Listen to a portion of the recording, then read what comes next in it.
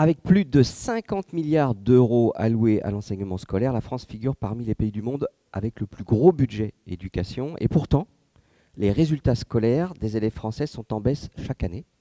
Et selon une enquête récente de l'OCDE, seulement 5% de nos enseignants estiment que leur métier est valorisé dans la société. Alors la formation de nos enseignants est-elle suffisante et adaptée pour relever les défis d'aujourd'hui ?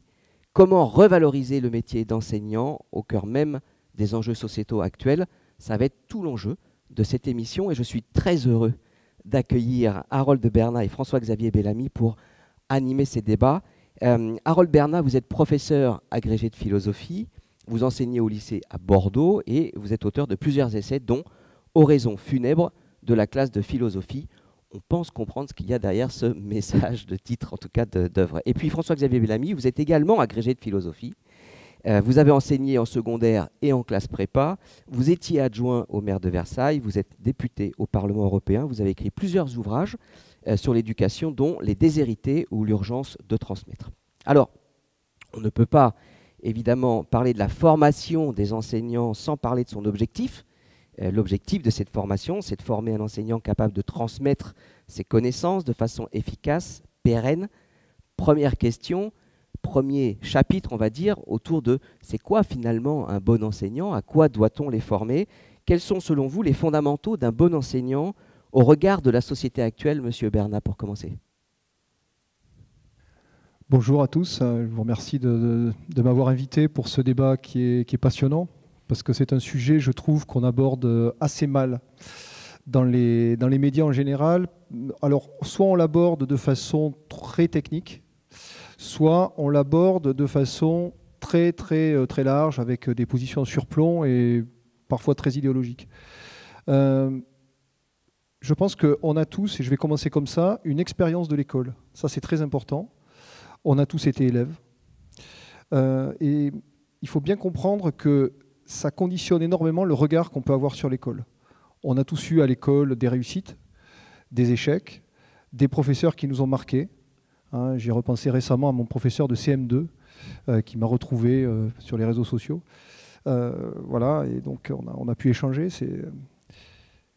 Cette expérience-là, elle façonne l'imaginaire que l'on a de l'école. Et je crois que ce qui est d'abord primordial, c'est de réfléchir à soi quand on réfléchit au système éducatif, de réfléchir à son parcours, de réfléchir à ce qu'on a aimé, ce qu'on a eu du mal à faire, nos échecs, nos réussites. On a tous quelque chose de très profond et de très affectif avec l'école, tous. Et c'est pour ça que j'ai souvent du mal sur les querelles sur l'école, parce que je trouve qu'on oublie très vite ça. On oublie très vite en fait ce qu'on doit à l'école.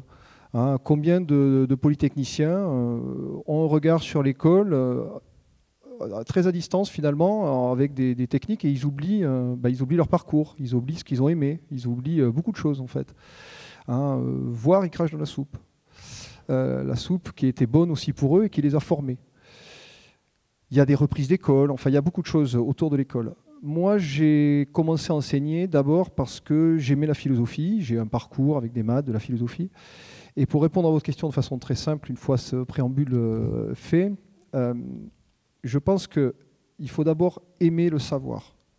Voilà. Moi, j'ai un rapport à ma discipline, j'ai un rapport à la philosophie, j'ai un rapport aux idées, j'ai un rapport à la raison, à tout ce que charrie cette discipline philosophique. C'est d'abord ça.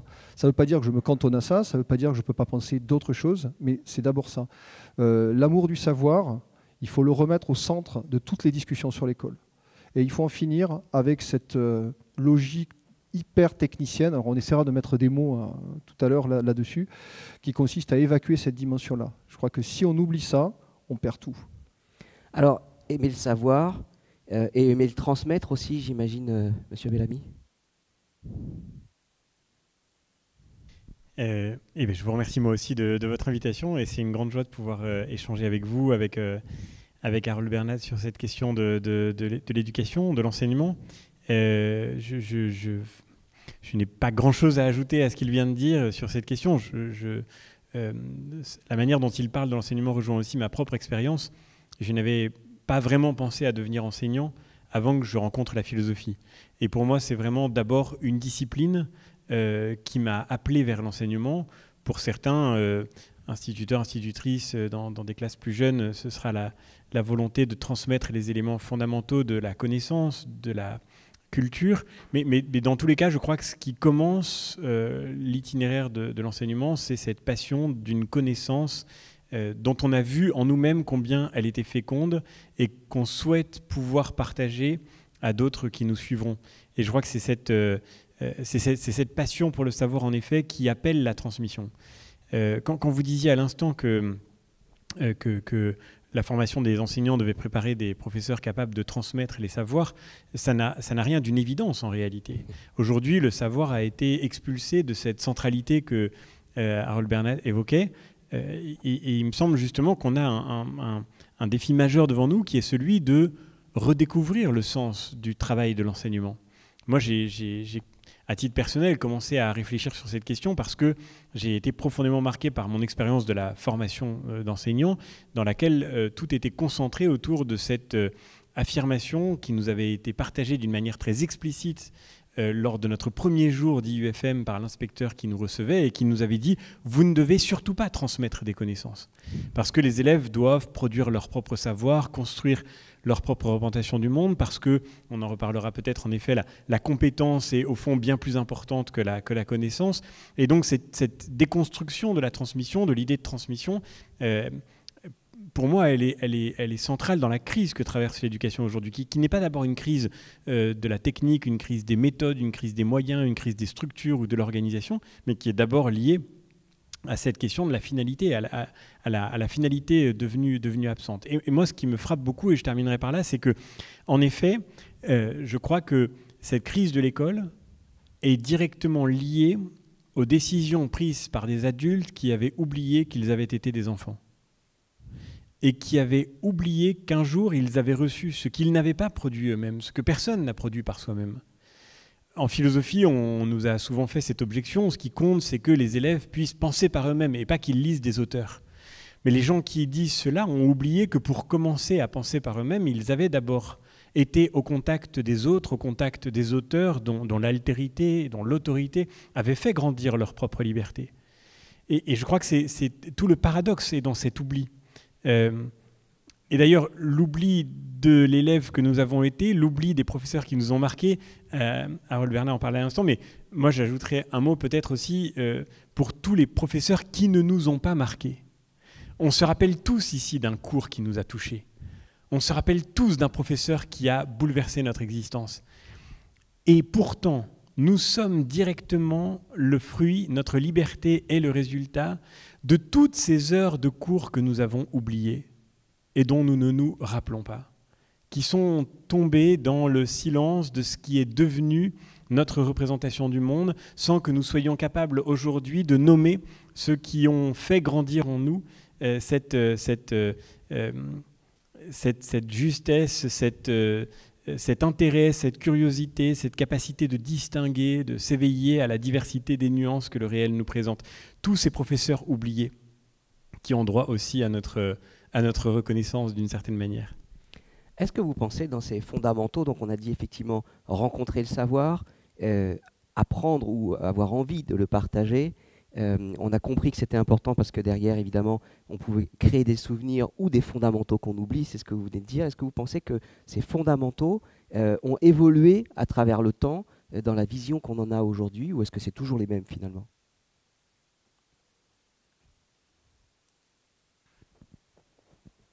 Bon, évidemment, je rejoins ce qui a été dit, mais c'est un préalable qui est fondamental. Ce préalable est fondamental et il ne faudra jamais l'oublier dans la discussion. Quand j'ai commencé à enseigner, là aussi je vais très rapidement parler de mon expérience. Bon, on est formé avec une formation classique. J'ai découvert une institution. Donc je n'étais pas simplement un étudiant qui venait d'avoir un concours de philosophie qui me permettait d'enseigner la philosophie. Je suis rentré dans l'éducation nationale. Et là, j'ai découvert évidemment un univers qui n'était pas du tout l'univers que je connaissais sur les bancs d'université, dans les BU. Je ne connaissais pas du tout cet univers-là. Et donc, j'ai dû apprivoiser cet univers, et j'ai été très surpris, et je le dis sans aucune animosité, hein, c'est aussi des constats que j'ai faits, et je sais que ces constats ont pu être partagés. J'ai été très surpris de constater ce qui se passait dans la salle des profs, les échanges qu'on avait.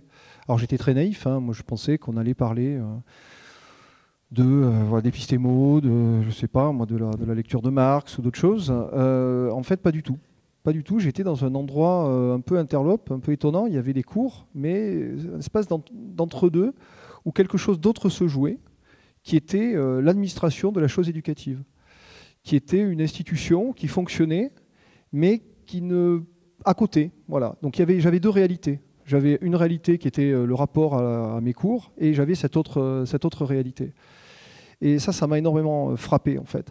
Et le point, c'est que, pour répondre à votre question, c'est tout à fait fondamental. C'est-à-dire, qu'est-ce qu'on fait dans les cours et qu'est-ce qu'on transmet ?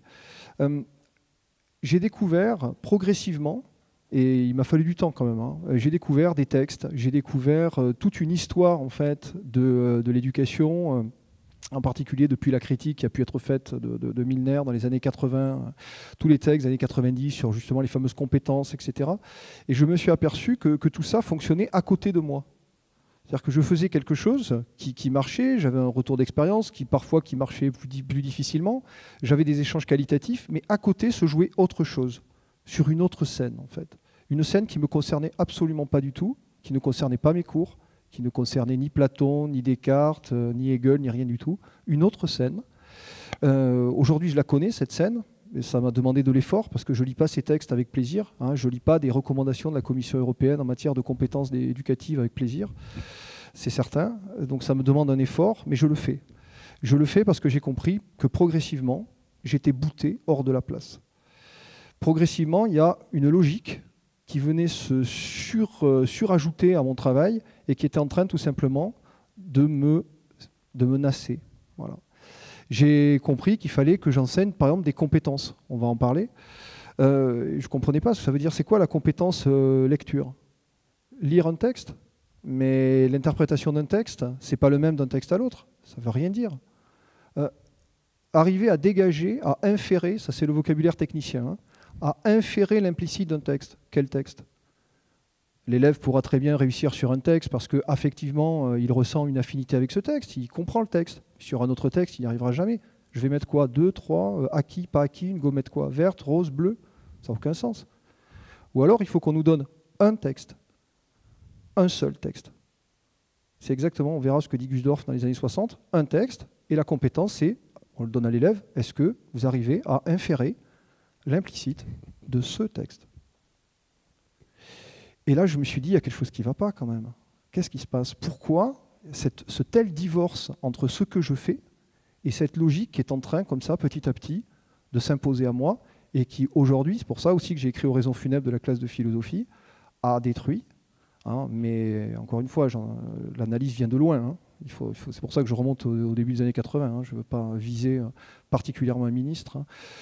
Même si on n'a pas, voilà, j'ai pas une affinité particulière avec ce ministre, mais c'est pas ça le problème. Le problème, c'est la trajectoire. Et c'est pour ça que je parle en termes de NAS, c'est-à-dire que progressivement, le sens de mon travail est devenu une lutte. Faire mon travail aujourd'hui, c'est lutter dans une administration, dans une institution, contre une institution qui veut me sortir, ou en tout cas me faire faire autre chose. Et j'ai la conviction, c'est une conviction intime, hein, que ça ne marche pas. J'ai la conviction intime que cette logique externe, ces process, toutes ces technostructures hein, qui s'imposent à l'éducation, qui cherchent finalement à rentabiliser, à justifier, et je vais terminer là, sont des procédures techniques, et je ne crois pas qu'il y ait une solution technique au problème de l'éducation. Je n'y crois absolument pas. Et je pense que c'est justement en recherchant des problèmes et des réponses techniques qu'on s'enferme en fait et qu'on perd de vue le sens du métier. Je crois qu'il y a beaucoup de professeurs aujourd'hui, il y a une souffrance, on en parlait tout à l'heure, il y a une souffrance du métier, et cette souffrance, il faut aller la chercher du côté du sens. On n'en parle jamais. Et ce sens, il est en passe d'être cassé. Alors bien sûr qu'il y a des problèmes de nombre d'élèves par classe, de structure, de type d'école, enfin, etc. Il y a énormément de choses, mais je crois que ça, c'est absolument décisif, et ça, on n'en parle jamais. On en parle ce soir, mais on n'en parle jamais. Moi, j'ai très peu d'espace pour en parler. Et je ne parle pas de nostalgie ou de quoi que ce soit, c'est pas ça, parce que souvent on nous rabat là-dessus. Pas du tout, je pense au sens de mon travail.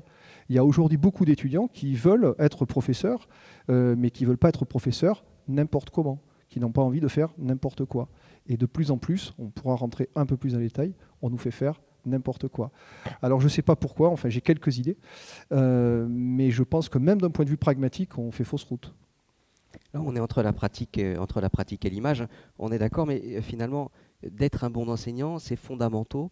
On voit bien que c'est complexe aujourd'hui d'exercer le métier, mais est-ce que ça a évolué au cours du temps? Et particulièrement l'équilibre peut-être entre les connaissances disciplinaires et techniques, didactiques, cet équilibre entre à la fois ce qui vient vraiment de soi, de l'apprentissage pur, et puis de ce qui est la technique pure d'apprentissage. Finalement, il est comment l'équilibre entre les deux? Comment ça se construit?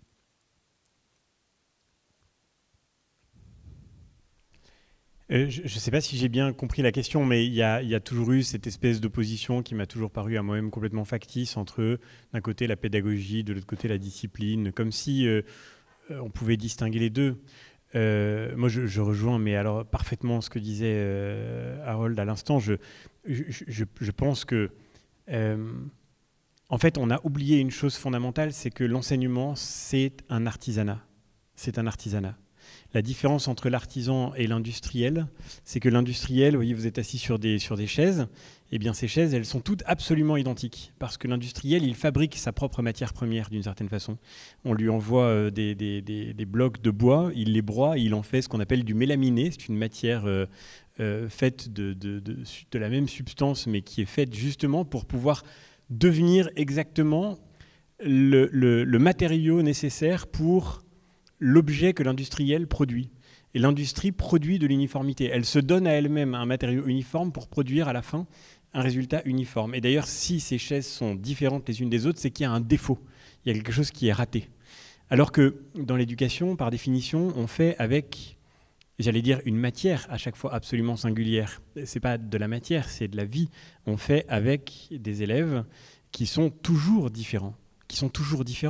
Le bon professeur, vous posez la question, le bon professeur, ce n'est pas celui qui a une espèce de méthode infaillible en tête qu'il va répliquer de manière processuelle, exactement de la même façon, avec tous les élèves qu'il aura en face de lui pour transformer un matériau primaire en un produit fini. Ça n'existe pas. Et d'ailleurs, la bonne éducation, et les parents le savent aussi bien que les professeurs, n'est pas celle qui, à la fin, produit de l'uniformité, mais c'est celle qui suscite de la liberté. Le même cours de philosophie dispensé à 30 élèves, le même cours de philosophie va éveiller chez eux des expériences infiniment différentes. Et tous, à la fin de l'année, ne rêveront pas de devenir professeurs de philosophie. Certains peut-être, d'autres, au contraire, seront accompagnés par l'enseignement qu'ils auront reçu dans cette discipline vers un autre chemin qui les attend, vers d'autres engagements, vers d'autres métiers. Le bon professeur, exactement comme un artisan, il reçoit la singularité et il aboutit à la singularité. Et l'artisan qui fabrique une chaise, le menuisier qui fabriquait une chaise, il ne part pas du mélaminé, il part d'une planche, une planche de chêne. C'est pas la même chose qu'une planche de noisetier. Et même deux planches de chêne ne sont pas identiques. Elles ont leurs nœuds à des endroits différents. Et le propre du bon artisan, c'est qu'il fait, Heidegger le dit dans Qu'appelle-t-on penser, il ajuste sa main aux différentes façons du bois. Et il se laisse guider aussi par la réalité qu'il a sous la main et qu'il doit travailler. Eh bien, le bon professeur, au fond, c'est celui-là. Et une formule d'Alain dit en substance, la pédagogie, c'est la science des professeurs chahutés. Et je crois que c'est très vrai, c'est-à-dire qu'il n'y a pas de méthode unique, il n'y a pas de certitude technique. Et d'ailleurs, le grand paradoxe, c'est que plus l'école s'est enfermée dans cette idée qu'on pouvait résumer l'enseignement à une espèce de méthodologie, de processus, de grille de vérification que vous devez cocher. Maintenant, c'est l'activité à laquelle beaucoup de collègues consacrent un temps interminable. Cocher des cases, poser des gommettes, dire acquis, non acquis, mettre des indicateurs. Plus on est rentré dans cette logique-là et plus on a échoué. Parce que si vous regardez la réalité concrète, aujourd'hui vous demandiez qu'est-ce que c'est que les fondamentaux et est-ce que les fondamentaux ont changé? Non, je ne crois pas. je pense que ce qui fonde un être humain ne change pas avec le temps. Et prenez un fondamental qui sera reconnu encore aujourd'hui, j'espère, comme étant incontournable, l'apprentissage de la lecture. L'apprentissage de la lecture et de l'écriture, aujourd'hui, c'est l'un des lieux du plus grand échec de notre système éducatif. Vous avez un jeune Français sur 5 à 18 ans qui a du mal à déchiffrer un programme de cinéma le jour de la journée de défense et de citoyenneté. Et c'est une statistique produite par la direction de la prospective et de la performance du ministère. C'est pas une espèce de statistique alarmiste publiée sur des blogs inquiets. Non, c'est la recension méticuleuse de l'administration française de son propre échec continuel à quelque chose de vertigineux. Et donc, on peut lire avec beaucoup d'assurance le compte de nos propres faillites. Plus l'école a voulu rentrer dans cette logique de la performance, de la compétence, de la réduction à la technique du métier d'enseignant, plus elle a voulu justement écarter le disciplinaire au profit du pédagogique en mettant derrière ce mot un ensemble de processus, de procédures, de réplicables, et plus elle a échoué. Et la vérité, c'est que je pense que ce que dit Harold est très vrai. Beaucoup de professeurs se sentent aujourd'hui expulsés de leur propre métier, notamment parce que ce qui leur est présenté comme la marche à suivre leur est indiqué par des gens qui, pour une immense majorité d'entre eux, malheureusement, ont publié de grandes théories sur les questions éducatives. Je suis très étonné que vous ne lisiez pas avec passion les textes de la Commission européenne. C'est devenu une partie non négligeable de mon temps de travail. Non, je partage votre sentiment, mais c'est vrai que les gens qui écrivent ça, en fait, ont souvent en commun de ne jamais avoir eu un élève devant eux. Et ça fait quand même une vraie différence, bien sûr. Donc on a compris que les professeurs étaient des artisans, qu'il fallait qu'ils s'adaptent à la matière qui était devant eux à chaque fois, mais ces artisans, ils sont formés. Donc si on parle formation, comment on forme un bon artisan aujourd'hui qui doit enseigner ? Moi, j'ai commencé à enseigner après 7-8 ans d'études. J'ai passé par une licence de maths, voilà, ensuite l'agrégation de philosophie. Lorsque j'ai fait l'IUFM, à l'époque c'était l'IUFM, j'avais raté une première fois l'agrégation, j'ai pu le repasser parce que j'avais 4 heures de cours. J'étais à l'IUFM de Montpellier, j'enseignais à Béziers, 4 heures de cours, le mardi de 8 à 10, le jeudi de 8 à 10. Le reste du temps, j'étais à la BU. Je bossais l'agrégation et je me formais intellectuellement, je me formais disciplinairement, j'apprenais mon métier. Et le vendredi, j'avais des cours de pédagogie à l'IUFM de Montpellier où on m'expliquait abstraitement comment il fallait poser un problème. J'avais un formateur qui était très obsédé par ça, il fallait poser le problème. On ne savait pas lequel, mais en tout cas, il y avait un problème à poser. Bon, on était peu nombreux, on était tous les 3, et j'ai bénéficié de ce temps. Aujourd'hui, c'est plus possible. Aujourd'hui, on envoie, j'ai presque envie de dire au carton, des étudiants qui n'ont pas fini leur formation. Voire même qui sont en cours de formation. Et ça, c'est pas possible. On ne peut pas mettre devant des élèves des professeurs qui n'ont pas fini leur formation intellectuelle, leur maturation disciplinaire. Ça, c'est très important. C'est pas en leur apprenant 2-3 bouts de ficelle et des techniques, vous pouvez pas tenir des classes. En fait, d'abord, les classes, elles se tiennent avec le savoir. Alors, je sais que c'est un discours qui, là aussi, n'est pas... Voilà, qui n'est pas pédagogiquement correct, mais je pense quand même, après 21 ans d'enseignement, pouvoir le défendre. Les cours où je suis peut-être moins, je ne sais pas, je suis moins bien, et ça passe peut-être moins bien, c'est des choses que je maîtrise un peu moins bien, ou en tout cas, je les ai moins travaillées, je les aborde un peu en biais. Alors après 20 ans, bien sûr, on peut enseigner beaucoup de choses, c'est sûr, mais ça, je le ressens. Et quand j'ai du désir, quand j'ai du plaisir, quand je maîtrise le savoir et que je le travaille aussi, quand je le travaille encore, parce que je pense qu'un professeur, c'est toujours un élève, hein, il faut qu'il continue de travailler. Hein. On ne vous donne pas l'agrégation, puis ensuite, 30 ans après, vous êtes toujours labellisé, tamponné, puis vous faites le même cours. Non, en fait, vous devenez mauvais. Hein. Si vous ne travaillez pas, c'est fini. Hein. Et pour travailler, voilà, il faut du temps et continuer à nourrir son savoir, à l'améliorer, etc. Et je crois que cette entrée dans le métier, on pourrait en reparler aussi, enfin, ça c'est très important. D'abord, elle est précarisée, elle est dévalorisée. Bon, il y a énormément de choses et on ne peut pas à la fois faire un mémoire, faire des stages en observation qu'on ne peut pas faire parce qu'on est à ED. Donc voilà, enfin bref, pour tout ça, pour 600 ou 700 euros par mois, quand ce n'est pas des étudiants qui font de l'alternance pour 120 euros par mois. Enfin bref, bon, tout ça est calamiteux en fait. Donc l'entrée dans le métier est calamiteuse. Il faut laisser le temps de... Alors, une décision, je vais laisser la parole sur cette analyse qui est très importante. Une décision a été prise de dire qu'au fond, pour faire, je vais être très méchant là, mais pour faire garderie, on n'a pas besoin de professeurs.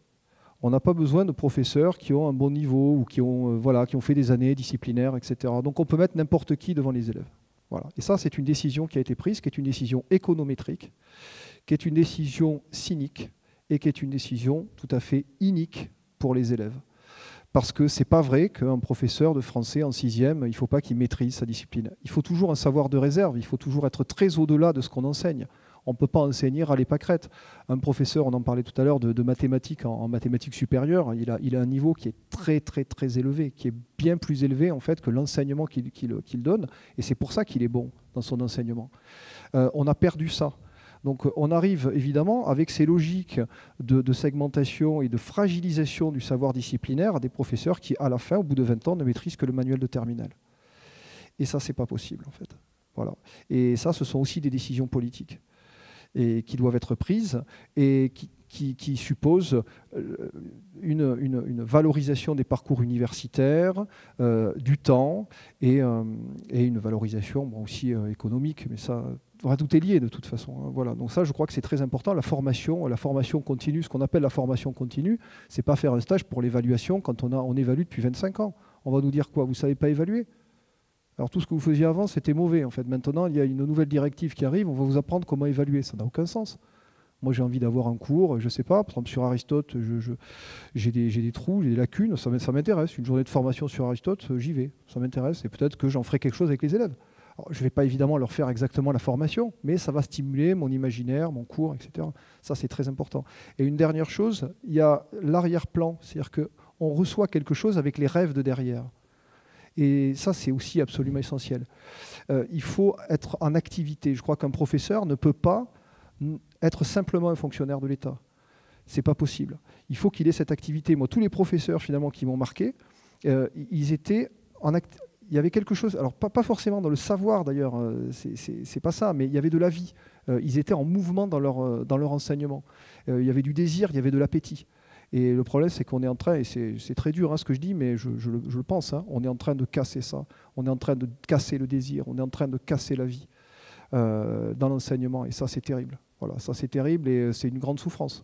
Quand je vois des collègues qui sont pas bien, en fait, et qui pourtant ne sont pas du tout dans la résignation. C'est pas une résignation. C'est simplement que voilà, il y a quelque chose d'un processus qui est en cours, qui vient de loin et qui affaiblit en fait le métier. Je crois que en tout cas, s'il y a une réflexion à mener politiquement, et il faut la mener, il faut la porter à mon avis dans ce sens. Alors, on voit bien qu'on parle de l'accompagnement là au départ, et puis tout au long de la carrière. Donc, on a traité les deux sujets. Si on revient juste sur quand on vient de sortir, on manque apparemment d'accompagnement. Comment on fait pour mieux accompagner justement les jeunes professeurs dans leur métier? C'est clair qu'aujourd'hui, il faudrait globalement faire exactement l'inverse de ce qu'on est en train de faire en ce moment, en fait. Aujourd'hui, vous passez le CAPES, prenons cet exemple-là, la réforme est en train d'avoir lieu. Jusque-là, vous passiez un concours de l'enseignement, vous aviez vous réussissiez ce concours et votre première année, comme le disait Harold, était consacrée à mi-temps au début de votre enseignement, à mi-temps à une formation. La formation, c'est clair, enfin, moi en tout cas ma formation en IUFM, je rejoins cette expérience. Moi j'avais 2 jours par semaine, chance si vous en aviez qu'une seule. En fait le plus fécond, le plus utile, c'était d'abord les échanges qu'on avait entre nous. On était 12 jeunes profs de philo. Il y en a qui avaient déjà enseigné parce qu'ils avaient été vacataires. Et ce qui m'a le plus aidé, c'est d'abord leurs conseils, leurs appuis. Parce que pour le reste, en fait, il y avait un tel décalage. J'ai eu de bons formateurs aussi, je ne veux pas dire du mal de tous ceux que j'ai croisés. Mais pour beaucoup d'entre eux, et notamment on avait un jour dans notre discipline, et puis on avait un jour avec tous les autres jeunes profs, dans lesquels on parlait de pédagogie, voilà, dans l'abstraction. Et la formation était tellement déconnectée de ce qu'on vivait comme enseignant. D'abord pour des raisons qui prêtaient à sourire, c'est-à-dire que c'était une légende, mais c'était vrai tous les ans. Le cours sur comment faire son premier cours avait lieu à fin octobre. On était déjà en cours depuis 2 mois et on nous expliquait comment il fallait, voilà, vous rentrerez dans la classe la première fois, mais c'était déjà fait, merci beaucoup. Donc il y avait quelque chose d'absurde. Et puis même dans les préconisations qui nous étaient faites, en fait, les gens qui nous parlaient des élèves nous parlaient d'élèves fictifs, d'élèves qui n'avaient jamais imaginé, de classes fictives, qui n'avaient jamais imaginé, de solutions qui n'en étaient pas, de problèmes qui n'existaient pas. Ça n'avait rien à voir avec notre expérience de tous les jours. Et je pense que c'est ce qui fait que les professeurs vont mal. Je rejoins ce que vous disiez à l'instant. Je vois beaucoup de collègues, d'anciens élèves qui sont devenus professeurs, certains qui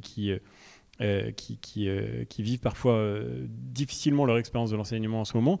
Par ailleurs, en cette rentrée, on assiste à une vague sans précédent de démissions d'enseignants, ce qui devrait quand même nous alerter dans un pays où vous avez des gens qui ont fait 6-7 ans d'études, qui ont passé des concours très difficiles, qui sont maintenant fonctionnaires, donc qui ont la sécurité de l'emploi et qui pourtant vont quitter ce métier qu'ils avaient choisi. Il y a quelque chose qui devrait résonner comme une sonnette d'alarme. Mais si beaucoup de professeurs vont mal, c'est parce qu'on leur demande de devenir les complices d'un mensonge, de faire comme si... Et il y a quelque chose d'un peu fou dans ces situations. Il faut se prêter au jeu de la fiction. Il faut ne pas briser le discours officiel dont tout le monde sait qu'il n'a pas de sens. Mais vous êtes obligés de coopérer. Et à l'IUFM, ce qui nous obligeait à coopérer, c'est que quasiment tous les jours, on nous disait que si vous ne coopérez pas, vous ne serez pas titularisé. C'était une sorte de levier permanent.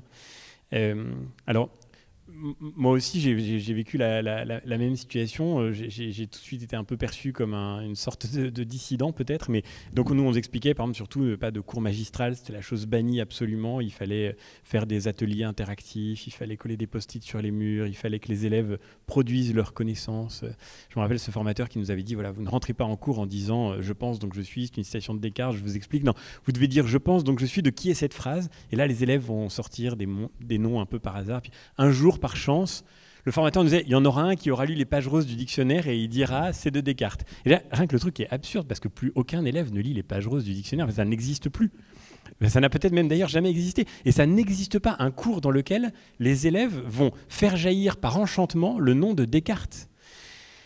Et en fait, c'est cette formation qui produit les problèmes qu'ensuite on nous somme de résoudre. C'est-à-dire que si vous arrivez en cours en disant à vos élèves « qui a dit je pense, donc je suis » et qu'au bout de 10 minutes, il y en a un qui dit Descartes, pendant 10 minutes, vous pouvez avoir la certitude que le chaos va commencer à grandir dans la salle de classe. Si vous arrivez en cours et que votre professeur de philosophie vous dit « qu'est-ce que tu penses du bonheur ?» Vous avez déjà une idée sur le bonheur, vous auriez pu rester dormir. Franchement, ce n'était pas forcément utile d'aller à l'école pour qu'on vous demande ce que vous pensez déjà. Ce qui donne du sens à l'école, c'est que vous allez en cours et que vous avez quelqu'un qui a quelque chose à vous apprendre. Évidemment, ce n'est pas facile, et c'est là que la pédagogie joue son rôle. C'est-à-dire que ce n'est pas facile, bien sûr, de réussir à partager la passion qui nous anime pour un texte de Platon, pour une page de Hegel qui parle de ce que la finalité d'une existence peut être et peut donner de sens à la vie. Mais c'est ça qui donne du sens à l'école. Et donc, je ne sais plus du tout quelle était la question. Mais ma réponse est à peu près la suivante. Et je crois en fait que, pour revenir à ce que disait Harold à l'instant, je crois que le soin qu'on doit porter à la formation des jeunes professeurs, il est réel. D'ailleurs, tous les camps politiques ont leur responsabilité dans la crise de l'école aujourd'hui, et la droite a la sienne aussi. Elle a supprimé les IUFM parce que les IUFM ne donnaient pas satisfaction, mais pour les remplacer par rien. C'est évident qu'on ne peut pas demander à un jeune professeur de rentrer immédiatement dans le métier, comme si, au fond, il n'y avait rien à apprendre. Mais c'est tout aussi important de rappeler que quelqu'un qui commence à enseigner ne commence pas sa formation, et que sa formation, il l'a commencée dans sa première année d'université, voire même il l'a commencé quand il était lui-même élève, et que ce qu'il faut lui apporter, c'est sans aucun doute, puisqu'on parlait d'artisanat, on peut parler aussi peut-être de compagnonnage, la manière précisément toute empirique par laquelle justement peut se sécréter une forme de sagesse pratique de l'exercice de l'enseignement. L'art du geste chez les artisans. Il faut former les formateurs déjà, et puis effectivement après accompagner les jeunes quand ils rentrent.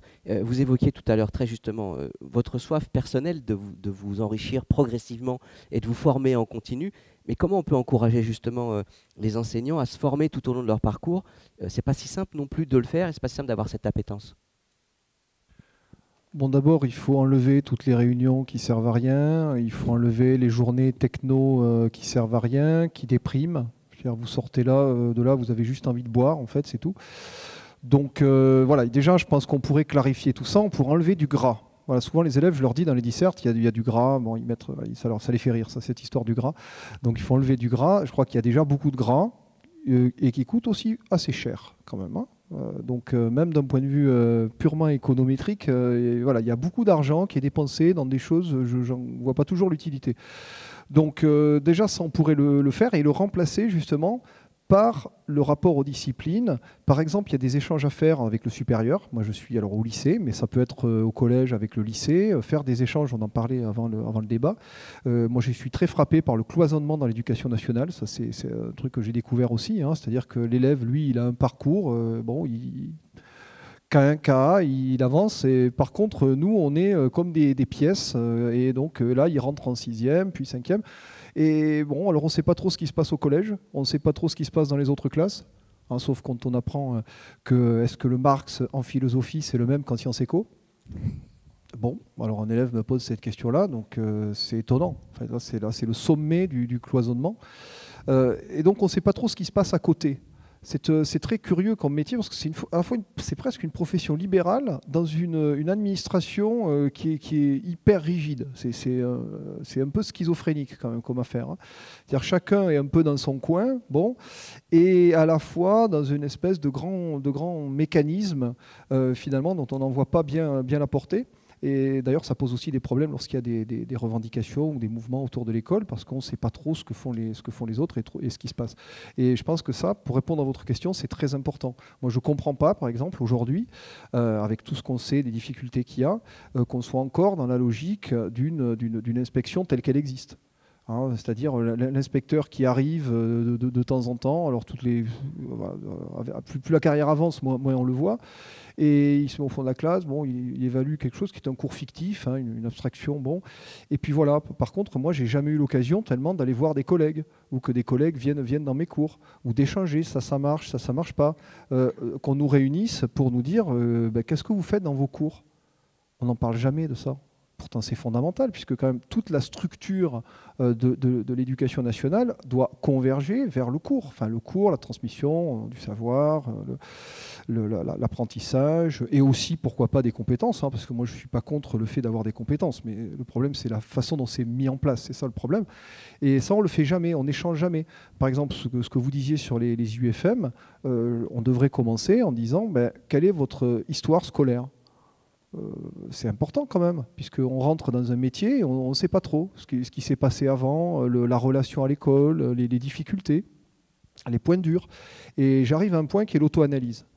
Alors là-dessus, je crois que Pierre Bourdieu, et pourtant j'ai des choses à lui reprocher, sur les compétences en particulier, j'aurai l'occasion d'y revenir, dans Esquisse pour une auto-analyse, il montre ça. C'est-à-dire, je crois qu'il y a un point fondamental, c'est que la situation d'éducation est une situation auto-réflexive.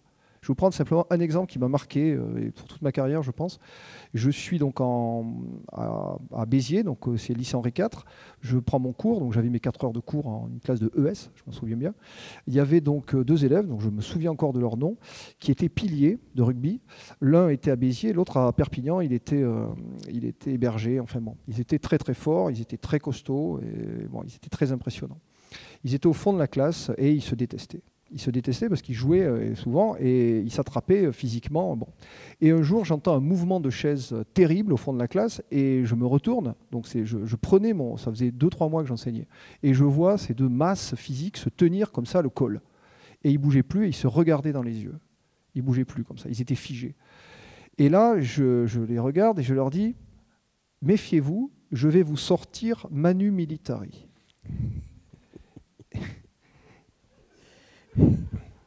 Et là, il y a eu une espèce de blanc.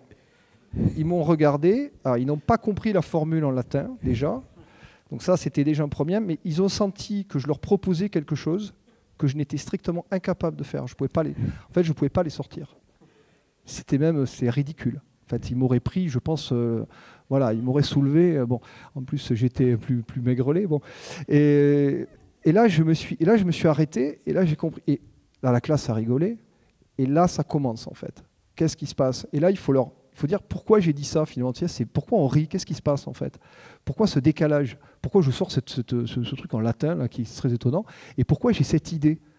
Et pourquoi est-ce que, étant professeur de philosophie, je fais un transfert de mon pouvoir, en quelque sorte, ou de mon autorité sur une capacité que je n'ai pas du tout? Enfin, ils m'ont regardé, ils n'ont pas bien compris, mais ils se sont dit, mais qu'est-ce qu'il dit? De quoi il parle, en fait? Et à ce moment-là, c'est là que ça se joue. C'est là qu'il va falloir faire quelque chose. Et faire quelque chose, penser la réflexivité, se dire, tiens, il y a un décalage entre l'autorité d'un savoir et puis l'effectivité. Hein, c'est pas parce que je dis une chose que je peux le faire. Ah tiens, est-ce que le langage est performatif? Est-ce que si je dis quelque chose, je le fais? Bon, mais là, le problème, c'est que là, je redeviens professeur de philosophie. J'ai des billes dans mon cartable et je vais leur permettre de penser la situation. Et c'est ça l'affaire, en fait. C'est pas arriver avec un savoir externe qui se plaque sur eux. C'est prendre la situation et en faire quelque chose. Alors, c'est pas évident, hein, c'est une ligne de sorcière, parce que vous pouvez aussi perdre la classe. Mais je pense que là, vous êtes obligé de faire ça. En fait, vous êtes mis dans une situation d'obligation. Et là, il n'y a aucune technique. Aucune technique pour... Enfin, moi, j'aimerais bien voir un technicien de l'éducation, là, un pédagogue qui fait ça depuis 30 ans, m'expliquer comment il réagit à ce type de situation. Donc, c'est une situation humaine. Voilà, c'est une situation humaine. Et cette situation humaine, on peut la penser. Mon rôle, ce n'est pas de faire l'éducateur, c'est de penser cette situation. Parce que j'ai été formé pour ça, donc de la réfléchir. Et de rentrer en réflexivité. Et à ce moment-là, je peux apporter le savoir. Et je peux leur parler, par exemple, du langage performatif. Il y a quelque chose qui se passe. Mais ça, on ne l'apprend pas. On ne l'apprend pas du tout, ça. Et on pourrait l'apprendre. On pourrait l'apprendre en mettant en observation des professeurs qui se réuniraient entre eux, qui s'observeraient entre eux. Il y a tout un travail coopératif qu'on pourrait mener dans l'éducation nationale, mais qui n'est pas fait. Et qui n'est pas fait, et c'est une dernière chose, parce qu'en réalité, on est dans un système qui est très hiérarchique. Les professeurs sont des anciens bons élèves. Bon, alors ils font ce qu'ils peuvent, en fait, je pense. Mais il y a la dimension, justement, d'autoréflexivité, de compréhension des situations d'enseignement, et surtout aujourd'hui avec des jeunes, voilà, il y a des déplacements aussi de culture, etc. Tout ça doit être pensé, et ça, c'est très peu fait. Voilà. Donc, très clair. Une formation continue basée plus sur la coopération, sur l'échange, que peut-être sur le savoir lui-même en tous les cas, même si vous disiez tout à l'heure que vous étiez encore en train d'acquérir du savoir. Je repose cette question quand même sur comment on peut les encourager finalement et les motiver à se former tout au long. Ça reste quand même vraiment très pertinent comme sujet. Moi, je trouve que même l'expression de formation continue, de se former tout au long de la vie, a quelque chose, là encore, de très managérial en un sens. Je pense que ce qui est clé, et je l'ai vécu en moi-même, en particulier pour nous en philo, je pense que c'est une tentation parce qu'on a des élèves de terminale, ce qui veut dire que tous les ans, on recommence en fait à zéro. Et donc la tentation est très grande de se répéter et de se répéter indéfiniment jusqu'à ce qu'on soit complètement desséché intérieurement, qu'on ait trouvé un peu ces trucs et que du coup on ne travaille plus, on fasse plus cet effort d'aller toujours au-delà de ce qu'on a enseigné. C'est vrai qu'un bon cours, c'est un cours dans lequel on ne dit que 20% de ce qu'on aurait pu dire sur le sujet qu'on doit travailler. Et c'est ce qui fait que quand les élèves vous poussent à aller dans une direction, parce que les élèves jouent bien sûr dans le cours, ils jouent un rôle.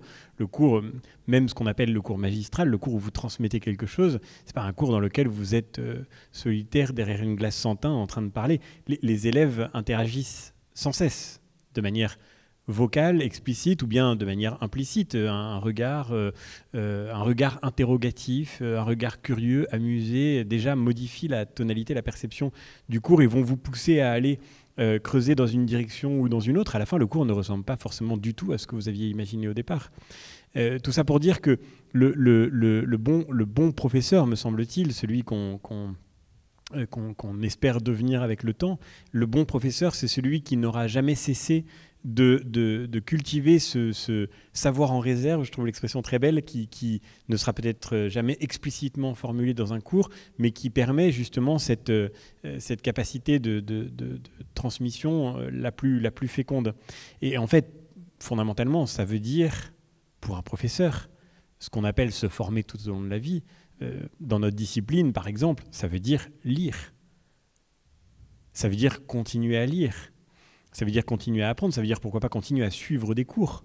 Vous êtes professeur de philosophie, mais rien ne vous empêche de continuer à suivre un cours à l'université en ligne ou bien quelque part pour vous former, pour découvrir, pour approfondir un auteur. Et ça suppose du temps. Moi, j'ai toujours été sidéré, d'une manière générale, par la pauvreté du débat politique sur les questions d'enseignement et d'éducation, mais en particulier par les propositions parfois aberrantes qui sont faites. Et je me souviens de cette idée qui revient régulièrement, qui avait été au cœur de pas mal de propositions de la droite à une certaine époque. Il faut que les professeurs travaillent 35 heures par semaine et il faut qu'ils soient 35 heures par semaine à l'école.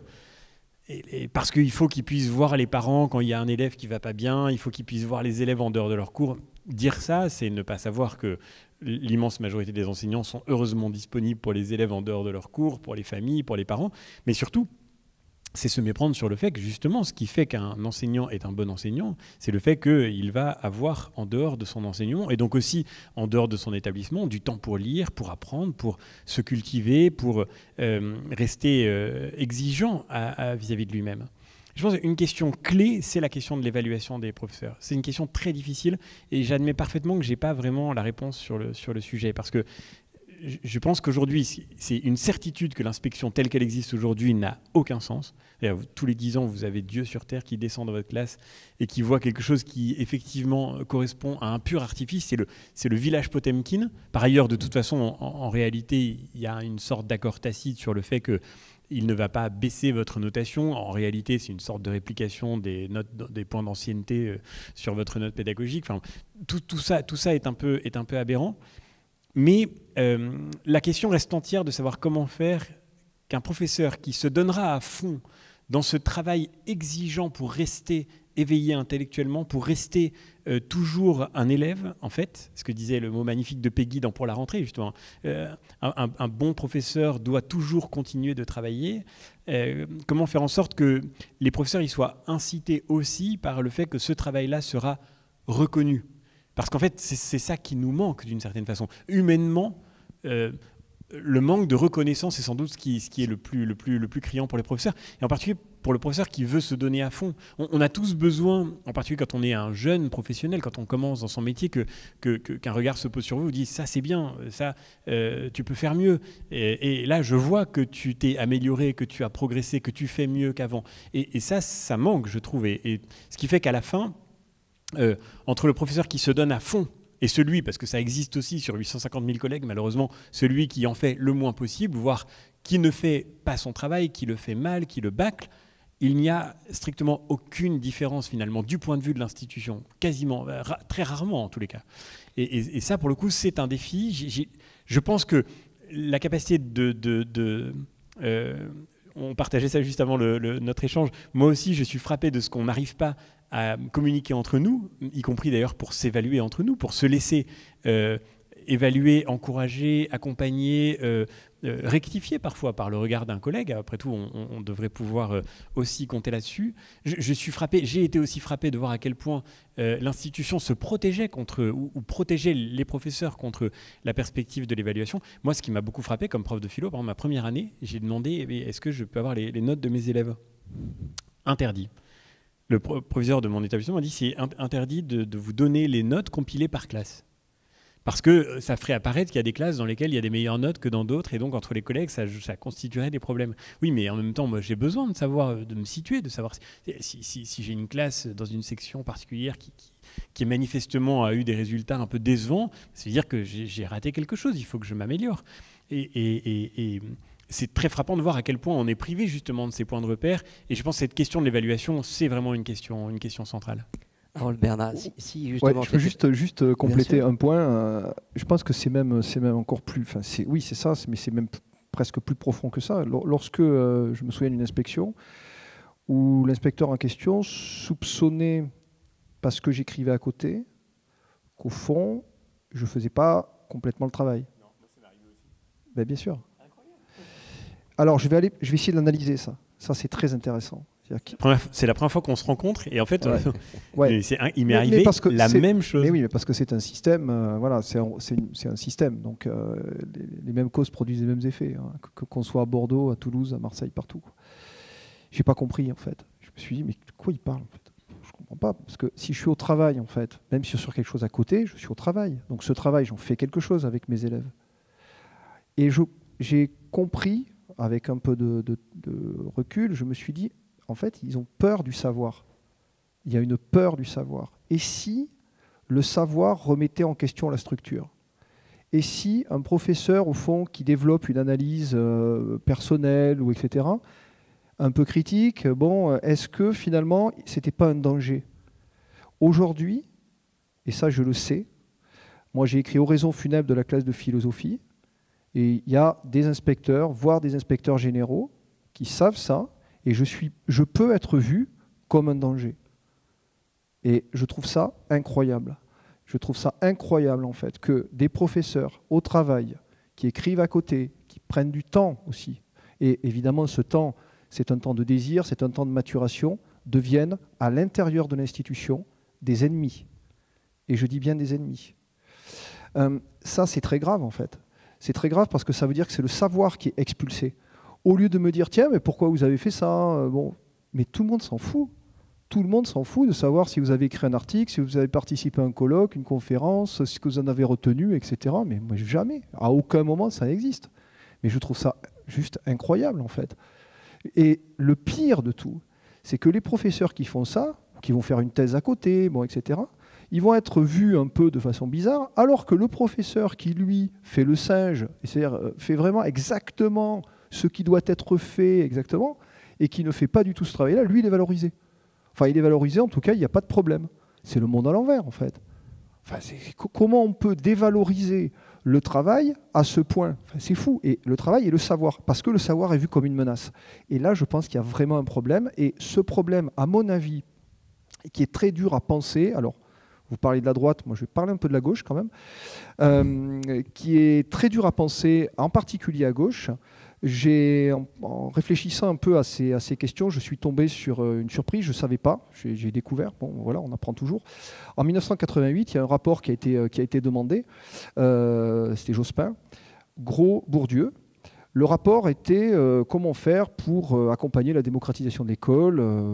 Et là, apparaît pour la première fois le mot de compétence. Pourquoi? Parce que le savoir est dangereux. Le savoir est dangereux. Pourquoi? Parce qu'au fond, on soupçonne la logique pure du savoir de favoriser la reproduction sociale, le capital culturel, etc. Et alors évidemment, l'intention, on la comprend. On se dit, si la reproduction du savoir, c'est le capital culturel, donc c'est la conciliation des classes bourgeoises, des classes dominantes, on va dire, hein, j'utilise le vocabulaire, eh bien, si je mets en avant le savoir, je renforce ça. Donc, on va plutôt dériver vers les compétences, la transversalité en particulier. Mais ça, ce n'est pas pensé. Cette peur du savoir n'est pas pensée. Si vous voulez inquiéter, vous vous baladez dans une formation avec un livre. Vous baladez avec un livre. Qu'est-ce qu'il dit? Chamaillou, le néolibéralisme, le management, qu'est-ce que c'est que ça? Ou alors, je ne sais pas, un bouquin de Platon, ce serait très bizarre. Oui, c'est étonnant. Et cette peur du savoir, moi je pense que là on recule. Il ne faut pas avoir peur du savoir. Pourquoi avoir peur du savoir? On ne peut pas fonctionner dans une administration qui se défie de nous. Une administration où on a peur. Enfin, c'est étonnant quand même. Vous avez peur en fait de l'administration et vous allez faire le singe le jour de l'inspection pour dire je vais vraiment faire exactement parce que j'ai peur. C'est incroyable. Comment voulez-vous en fait que les personnels, que les professeurs le vivent bien en ayant peur en fait d'une administration qui les nasse? C'est pas possible, ça, il faut arrêter ça. Je crois que là, on fait fausse route. Et on fait fausse route, y compris d'un point de vue pragmatique, y compris pour former même, je dirais, d'autres professeurs ou des cadres, enfin, ou n'importe quoi. Enfin, je veux dire, toutes les professions, on ne peut pas fonctionner dans la peur, en fait. Ça, c'est pas possible, cette peur du savoir. Au contraire, il faut vouloir le savoir. Il faut aller le chercher. Et donc, il faut créer des dispositifs pour renforcer ça et renforcer ce désir. C'est pour ça que je fais le lien avec ce que je disais au début sur le savoir. Alors juste une relance, pardon, parce que sinon on ne va pas traiter tous les sujets. Quand même, on a bien compris que l'évaluation pouvait être une complexité, en tous les cas, pour avancer. Comment on détecte alors les pépites et comment on les encourage ces pépites, ces professeurs qui ont envie, qui ont le talent, comment on les détecte et comment on les pousse à progresser? Je reviens très brièvement parce que la question est liée, c'est pas pour ne pas répondre à votre question, promis, mais je crois que cette défiance à l'égard du savoir, à l'égard de la culture, elle est au cœur de la crise qu'on évoquait. Ce que j'évoquais derrière l'idée de la crise de la transmission, c'est une crise intérieure. Je pense que Bourdieu a une immense responsabilité là-dedans, puisque le cœur de l'œuvre de Bourdieu a consisté à décrire dans Les Héritiers, puis dans La Distinction, à décrire la culture comme un pur outil de discrimination sociale, de reproduction des inégalités. La culture, écrivent Bourdieu et Passon, parce qu'on a un peu oublié Passon dans l'affaire, mais la culture, écrivent-ils dans Les Héritiers, n'est qu'un outil de sélection sociale et de légitimation de la reproduction des inégalités sociales. Et c'était très frappant pour moi de découvrir que cette matrice-là était au cœur de ma formation d'enseignant. C'est-à-dire qu'on nous expliquait, j'ai pas eu de réflexion d'auto-analyse, mais on avait rencontré un psychanalyste qui nous disait « Mais pourquoi vous avez voulu devenir prof? Il faut réfléchir sur soi-même. Quelle étrange maladie vous pousse à donner tant d'importance à l'idée d'autorité? Pourquoi est-ce qu'on valorise tant, par exemple, les connaissances, les savoirs? C'est-à-dire, tout ce que vous avez appris jusque-là et tout ce que vous espériez transmettre, on vous le décrit soudainement comme étant l'occasion d'une espèce de passion pour les distinctions sociales que vous souhaitez reproduire. » Et d'ailleurs, dans cette affaire, dit Bourdieu, vous êtes le dindon de la farce, parce que vous avez d'un côté la bourgeoisie, les classes dominantes qui sont très contentes de garantir que leur progéniture restera dans les positions de domination qui sont établies jusque-là. Et donc, ils vont tirer de leur capital culturel un avantage matériel. De l'autre côté, vous avez les opprimés qui, eux, resteront en bas de l'échelle puisqu'ils seront privés du capital culturel et donc ils n'accéderont pas à la richesse. Et puis au mieux, vous avez les professeurs qui sont en quelque sorte, c'est un formateur de l'UFM qui avait employé l'expression, qui sont les capots du système. C'est-à-dire, eux, ils contribuent au maintien des privilèges des classes dominantes, mais ils n'en tirent aucun avantage matériel, puisqu'ils sont très mal payés.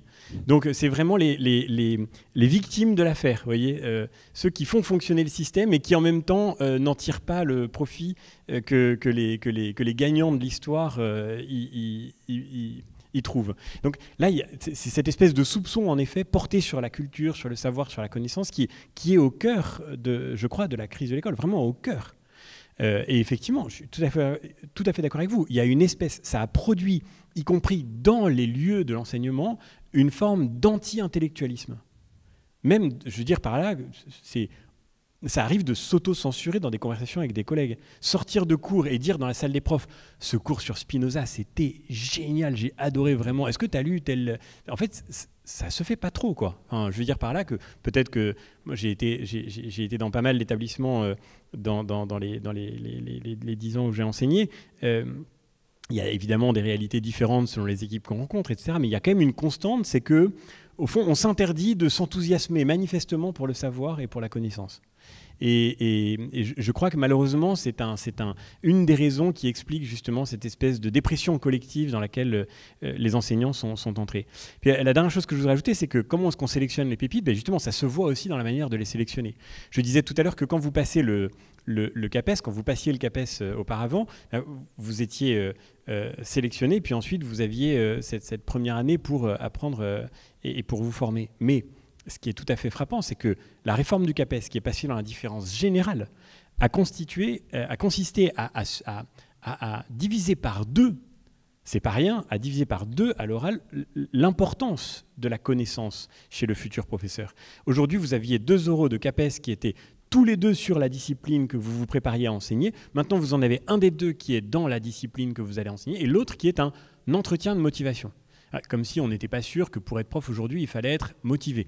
Donc, on va vous faire passer un entretien de motivation qui sera essentiellement l'occasion de vérifier probablement votre conformité avec justement les attendus idéologique, politique même, au sens fort du terme, du ministère qui va vous recruter. En tout cas, comme dans n'importe quel entretien de motivation, vous allez devoir expliquer pourquoi vous êtes évidemment d'accord avec tout ce que fait l'entreprise qui vous recrute. C'est ce que tout le monde fait, et donc dans ce cas précis, l'administration. Et c'est ce qu'on aura d'ailleurs pris soin de vérifier en vous utilisant comme une armée de réserve pendant l'année qui prépare votre concours, où vous allez effectivement, avec des indemnités extrêmement faibles, devoir déjà être devant des élèves alors que vous n'avez jamais passé de concours, que vous vous n'avez jamais été sélectionné, façon un peu facile pour le gouvernement, pour le ministère, de se rattraper des manques d'effectifs et de compenser avec peu de moyens des heures qu'il ne sait pas assumer aujourd'hui.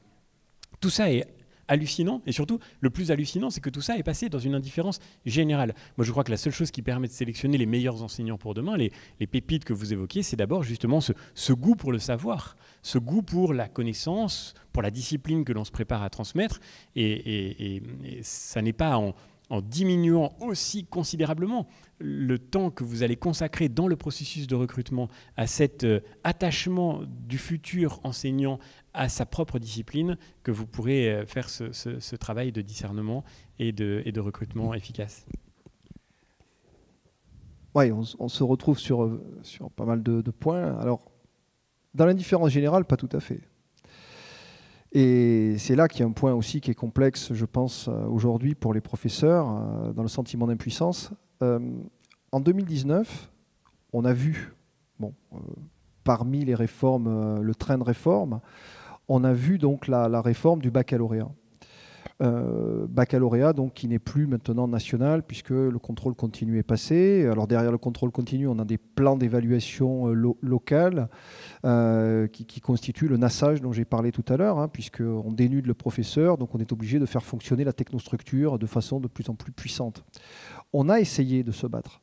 On a fait une rétention des notes. Moi, j'ai participé en 2019 à la rétention des notes du bac. Alors, j'avais corrigé mes copies. On ne savait pas trop comment agir parce qu'évidemment, la grève, bon, voilà, toujours la grève rituelle, on va dire, dans l'année. Non, on s'est dit, on va essayer de rentrer dans un rapport de force avec un ministère qui ne nous écoute pas. Donc, on a fait la rétention des notes. Et là, on a été maltraités. On a été maltraités par des députés, les Républicains, mais pas que. Certains ont demandé notre radiation parce qu'on était des extrémistes, parce qu'on était des fous furieux. On retenait les notes du bac, on détruisait le bac.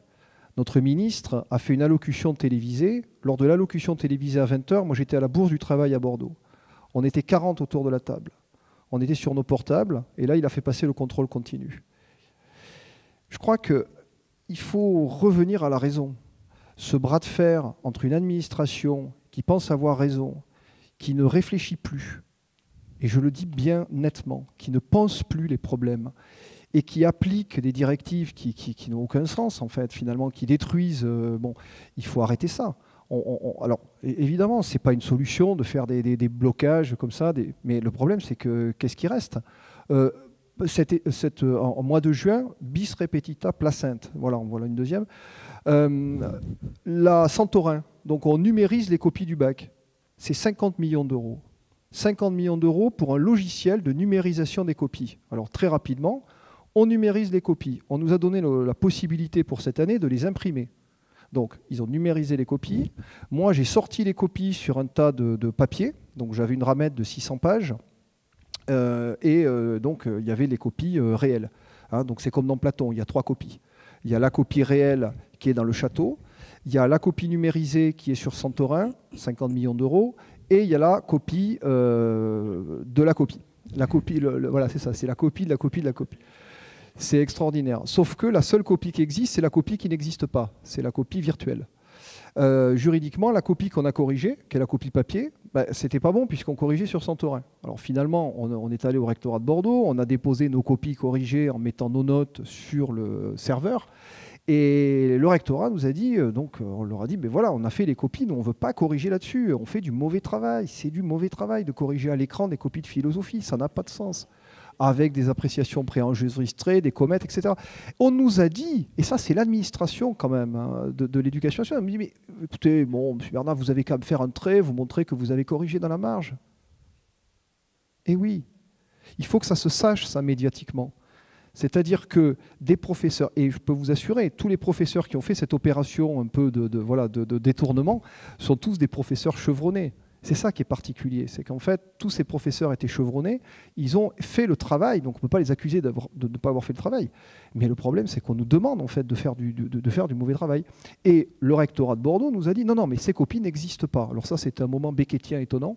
C'est-à-dire qu'il y avait les copies par terre qui étaient corrigées sur du papier, mais ces copies n'existaient pas. Donc il nous a dit, non, je ne peux pas prendre ces copies. Je ne peux pas les toucher même.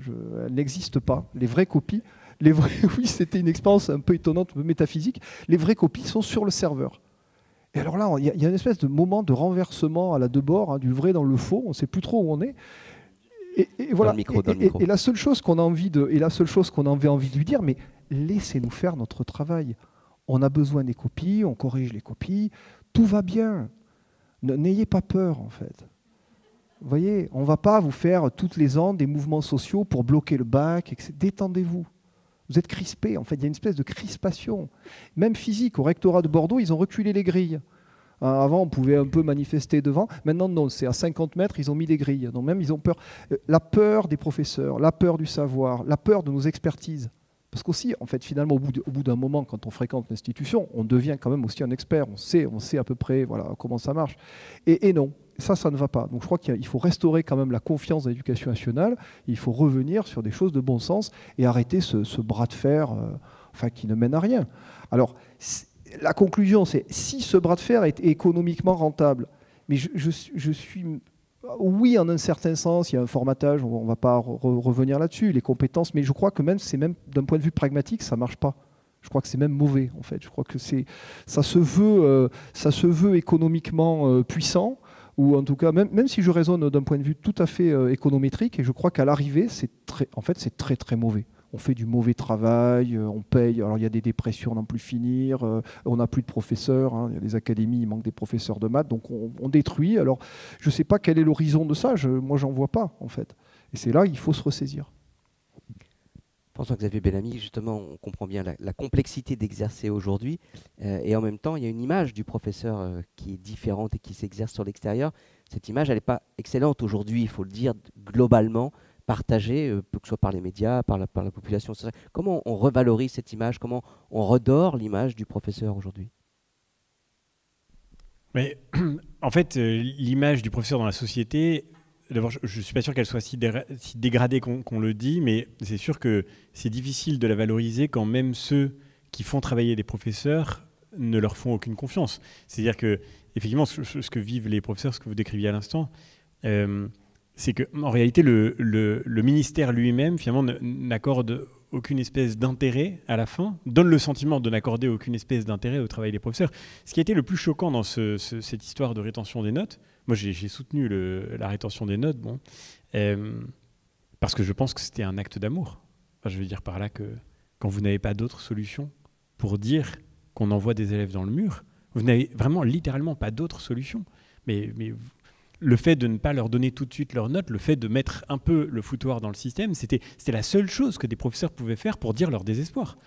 Et moi j'étais déjà plus enseignant à ce moment-là, mais j'aurais évidemment participé 1000 fois si j'avais pu le faire. Et ce qui a été le plus scandaleux dans cette affaire, c'est que le ministère a inventé des notes fictives. C'est-à-dire que pour pouvoir faire en sorte que le processus fonctionne, parce que c'est la seule chose qui compte, c'est le processus, pour qu'à la fin, on puisse annoncer les résultats du bac avec les panneaux, les élèves devant les panneaux qui chantent, qui pleurent, et tout, rituel habituel, pour que tout soit correctement validé dans les temps, pour que la procédure suive son cours, on a inventé des notes aux élèves. C'est-à-dire, vous avez des élèves qui ont eu des notes qui n'existaient pas. Rappelons quand même que le baccalauréat était, je ne sais pas s'il faut dire « et », parce qu'à mon avis, on devrait plutôt dire aujourd'hui « feu le baccalauréat », le premier grade universitaire. C'est-à-dire, on parle ici d'une tradition qui nous lie dans les siècles passés à cette exigence académique. Et là, on atteint le sommet de ce mensonge que j'évoquais tout à l'heure. C'est-à-dire, on force les professeurs à faire semblant, à coopérer à un gigantesque faire semblant de la société. Tout le monde fait semblant. Tout le monde fait semblant que cet objet qui s'appelle le bac existe. Les copies fictives, l'histoire est géniale. C'est-à-dire, le virtuel devient le réel devient le virtuel. Et toute l'éducation nationale fonctionne comme ça aujourd'hui. Tout le monde fait comme si. On fait comme si les élèves avaient eu leur bac. Et en fait, on atteint le point de folie quand ils ont le bac avec des notes qui n'existent pas et qui n'ont jamais été mises. L'éducation nationale aurait eu un sens, le ministère aurait presque retrouvé une dignité si, de fait, le bac n'avait pas pu être corrigé dans certaines académies et qu'il avait fallu retarder le moment de la délivrance des copies, des notes. Mais de fait, le ministère a prouvé qu'il ne croyait pas à ce qu'il était en train de faire en trahissant, et c'était supposé être une réforme du baccalauréat pour améliorer le baccalauréat. Et la vérité, c'est que le ministère montrait qu'il n'avait aucune estime pour ce que constituait ce baccalauréat et pour le travail des professeurs derrière lui, en mettant des notes fictives dans ce moment de blocage. Et ça, c'est quand même vraiment ça a été un moment, à mon avis, un moment tristement révélateur, bien sûr. Avant, on va bientôt conclure. J'aimerais bien qu'on conclue par une note positive, si c'était possible.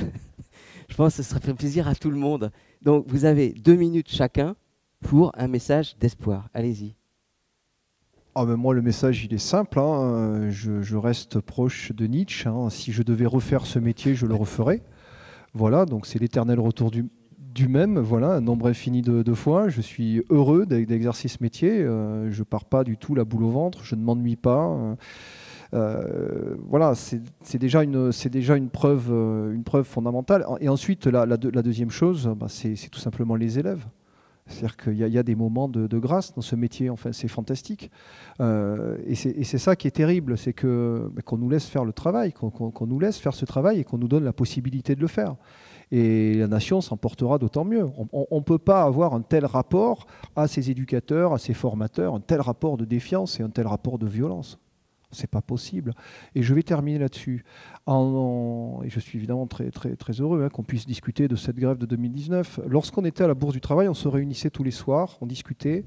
C'était un moment très sérieux. Le ministère nous menaçait de 18 jours de grève, des blâmes, etc. Moi, j'ai vu des pleurs. J'ai vu des collègues marqués, des collègues qui avaient 30 ans d'ancienneté et qui se disaient non, en fait, c'est pas une réforme. Et moi, je me souviens très bien d'une collègue qui est à Montaigne et elle nous a dit non, c'est pas une réforme. Ils nous attaquent en fait, ils nous tuent. C'est nous la cible. Nous sommes la cible en fait. C'est ça la vérité. On parle de la réforme Blanquer, c'est pas une réforme en fait. Et là, je pense que la gauche et la droite doivent bien réfléchir à ce qui se passe aujourd'hui. Et le nassage dont je parlais des compétences chez Bourdieu ou des compétences pour la croissance européenne. Le problème, c'est que tout ça converge vers une forme de destruction. Mais je ne crois pas à cette destruction. Et c'est là la pointe d'optimiste. C'est que je pense que ça ne marchera pas. Ça ne marchera pas parce que la vie, la transmission est plus forte que ça. Et c'est là où c'est un peu un jeu perdant. Alors moi, je sais que ça ne marchera pas, mais je ne veux pas qu'on perde trop de temps non plus. Donc il faut peut-être que politiquement, alors là je le dis bien politiquement, il y a une prise en charge de ces questions, des états généraux, je ne sais pas, de la philosophie, mais pas avec Pascal Papé.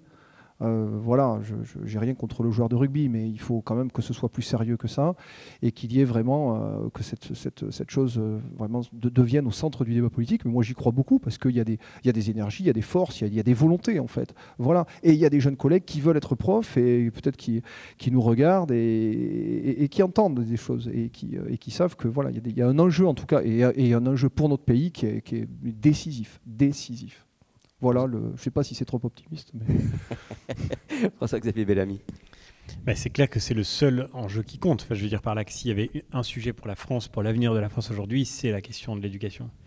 Et je pense qu'il y a même une forme d'urgence parce que, quelle que soit la bonne volonté qui pourrait demain venir secourir le système éducatif, si le savoir s'est perdu, le savoir, c'est le seul endroit sur lequel une société puisse faire des erreurs définitives. C'est-à-dire si on n'a pas transmis des connaissances, alors on n'arrivera pas à les reconstituer. Vous parliez du fait que la culture était regardée comme un privilège culturel et que la gauche avait contribué à ça. Moi, je me rappelle de la manière dont Najat Vallaud-Belkacem parlait du latin et du grec. Le résultat, c'est qu'aujourd'hui, effectivement, il y a presque plus d'élèves en France qui apprennent le grec. Et pour notre discipline, c'est fondamental. Le problème, c'est que demain, où est-ce qu'on ira chercher les professeurs de grec si, justement, pendant une génération entière, un savoir n'a pas été transmis? C'est très difficile de le reconstituer. C'est la raison pour laquelle, d'ailleurs, on a absolument besoin de cette liberté éducative qui permettra aussi de faire exister des foyers où se transmettront ce qui peut-être aujourd'hui, dans la crise de notre école, continuera de rester fragile pendant encore un moment, pour préparer les professeurs de demain, justement. Moi, si j'ai une raison de partager un enthousiasme pour conclure, c'est que à la fin, quand le découragement peut vous atteindre, bon, bien sûr, parfois... les conditions d'enseignement sont compliquées, vous êtes un peu maltraité par l'administration, votre recrutement, vos affectations sont livrées à une sorte de hasard anonyme. vous avez parfois du mal à savoir si vous êtes dans le bon chemin ou pas, etc. Bon, il y a plein de raisons de découragement, mais à la fin, il reste les élèves. Enfin, vraiment, moi, c'est en tous les cas ce que j'ai vécu. C'est-à-dire que exactement comme vous, j'ai la chance d'avoir eu un coup de foudre professionnel. En terminale, je me suis dit, je veux enseigner la philosophie dans le secondaire. Et ça ne m'est jamais arrivé de penser que je m'étais trompé. Jamais. J'ai jamais parlé avec quelqu'un en me disant « Ah zut, j'aurais dû faire ce métier-là » en écoutant ce qu'il me racontait. Et évidemment, ça ne veut pas dire que tous les cours sont faciles, ça ne veut pas dire que tous les cours sont réussis, ça ne veut pas dire qu'on sort de tous les cours en se disant « Là, j'ai été bon ». Ça arrive même assez souvent qu'on se dise « Là, j'ai vraiment été mauvais ». Ça ne veut pas dire qu'à chaque fois qu'on commence un paquet de copies, on est plein d'enthousiasme et d'euphorie. Bien sûr, il y a des côtés monotones, bien sûr, il y a des côtés pénibles. Comme dans tout travail est une répétition, et toute répétition implique parfois une forme de lassitude. Mais il arrive assez régulièrement quand même qu'on vive des moments presque de révélation. On n'est pas beaucoup payé dans ce métier, mais moi je peux le dire et je ne veux pas donner le sentiment de trahir mes collègues en disant ça parce que je ne voudrais surtout pas donner le sentiment que la question de leur revalorisation salariale n'est pas une question, c'est une question fondamentale, mais ça m'est quand même arrivé régulièrement en sortant de cours de me demander comment ça pouvait se faire que ce ne soit pas à moi de payer pour vivre quelque chose comme ça, tellement c'est génial. Et c'est, je pense, une expérience, je le dis parce que, et encore une fois, ce n'est pas pour dire qu'il ne faut pas mieux payer les profs, il faut mieux payer les profs, mais je le dis parce que c'est comme le jaillissement d'une espèce de débordement de reconnaissance. Ce métier est une chance extraordinaire et je pense que dans notre pays qui a su le cultiver et qui a su l'illustrer dans son histoire, on a tous les moyens de retrouver confiance en notre avenir si on retrouve confiance dans cette fécondité infinie de la transmission et dans ceux qui continuent de la faire vivre aujourd'hui contre vents et marées. On est aujourd'hui le jour de l'hommage à Samuel Paty et je pense que c'est quand même l'occasion de dire à quel point notre pays doit cette reconnaissance infinie à ceux qui font tenir l'école malgré toutes les difficultés qu'on a évoquées aujourd'hui, parce que l'école ne tient qu'à eux aujourd'hui, à ceux qui ne sont pas désespérés et qui font l'effort d'y croire encore et de tenir bon malgré tout.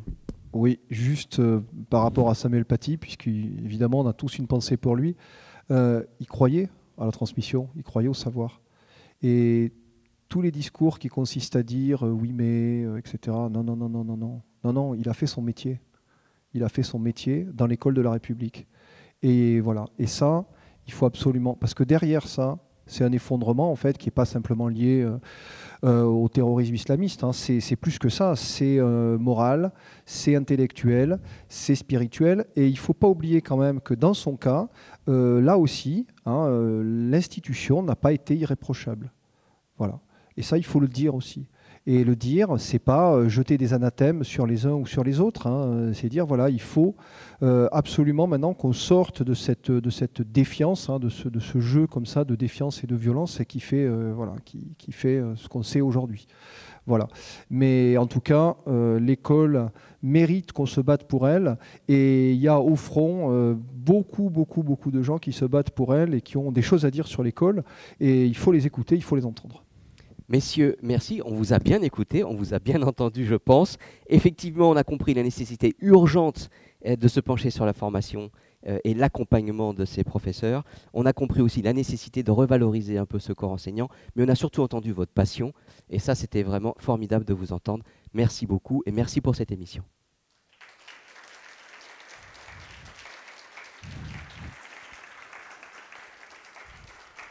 Alors... Bon, merci beaucoup, c'était passionnant. Restez. Comme on a pris un petit peu de retard, vous vous en êtes pas rendu compte parce que c'est passionnant, mais c'est vrai. On va prendre juste des questions pendant 5 minutes et puis après on passe au cocktail et vous pourrez continuer d'échanger. Donc je vous en prie, il y a un micro qui peut arriver si vous voulez lever la main, poser une question, n'hésitez pas. Bonjour, je ne suis pas enseignant, je suis un élève attardé. Connaissez-vous Aurélien Barraud, petit 1 ? Petit 2, y a-t-il des philosophes malheureux ?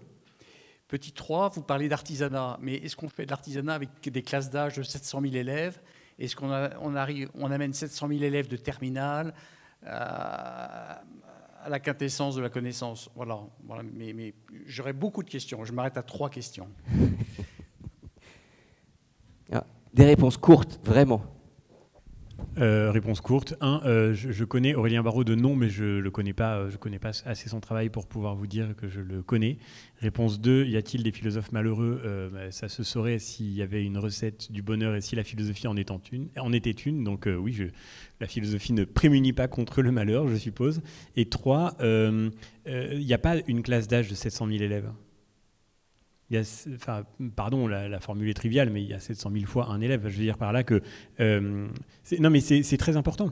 D'ailleurs, je suis très heureux que la crise du coronavirus nous ait guéri définitivement de l'aberration hallucinante, mais qu'on a quand même entendu longtemps, qui consistait à nous expliquer que bientôt notre métier allait disparaître parce que bientôt il y aurait un prof qui ferait un MOOC, vous vous rappelez la passion pour les MOOC, et que ce MOOC serait regardé par en fait une classe d'âge chez 800 000 élèves, donc par 800 000 élèves à la fois.